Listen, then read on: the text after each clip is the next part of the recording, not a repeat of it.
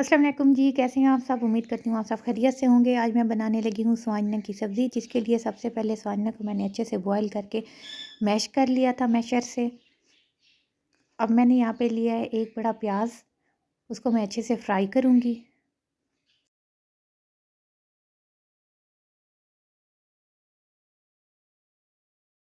अब प्याज मेरे पास अच्छे से फ्राई हो चुका है, मैं इसमें ऐड करूँगी टमाटर। टमाटर तकरीबन मैंने 5 लिए हैं यहाँ पे। ये डालने के बाद अब मैं इसमें ऐड करूँगी 1 टेबल स्पून अदरक लहसुन का पेस्ट।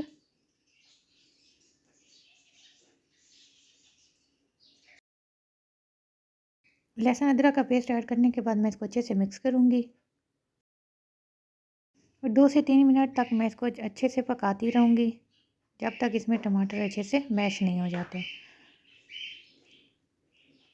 अब टमाटर मैश हो चुके हैं, मैं इसमें ऐड करूँगी बीफ मैंने यहाँ पे लिया है तकरीबन 400 ग्राम। ये ऐड करने के बाद अब मैं इसमें ऐड कर रही हूँ 1 टेबल स्पून सुरख मिर्च, 1 टेबल स्पून नमक, 1 टेबल स्पून धनिया पाउडर, हाफ़ टेबल स्पून ज़ीरा पाउडर। मसाले ऐड करने के बाद मैं इसको अच्छे से मिक्स करूँगी।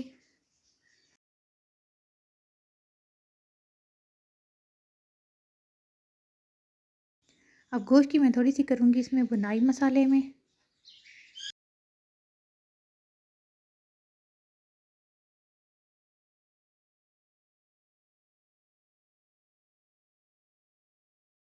अब गोश्त की भुनाई इसमें मैंने कर लिया। अब मैं इसमें ऐड करूँगी पानी।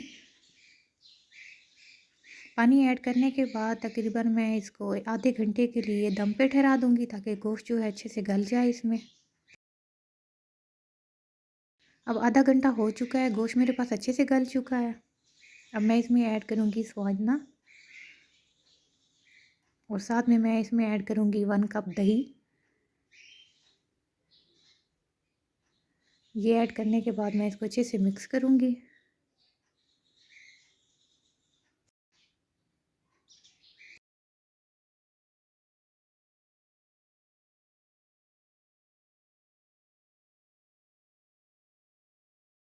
अब मिक्स करने के बाद इसको तकरीबन मैं 15 से 20 मिनट के लिए मज़ीद दम पे ठहरा दूँगी। 15 से 20 मिनट के दम के बाद अब मैं इसकी करूँगी अच्छे से बुनाई। बुनाई करने के बाद मैं इसमें ऐड कर दूँगी साथ धनिया और साथ में सब्ज़ मिर्च, कटी हुई सब्ज़ मिर्च, और इसको मज़ीद तकरीबन 5 मिनट के लिए मज़ीद पकाऊँगी इसको।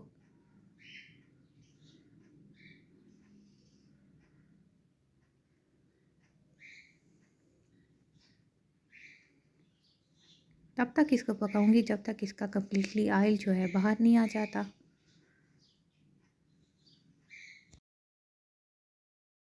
स्वांजने की मैंने अच्छे से बुनाई कर ली है, मेरे पास रेडी हो चुका है। फ्लेम मैं बंद करने लगी हूँ। यह है फाइनल लुक। आई होप आपको ये रेसिपी अच्छी लगी होगी। अगर आप लोगों को रेसिपी अच्छी लगी है तो मेरे चैनल को लाइक और सब्सक्राइब करना ना भूलें।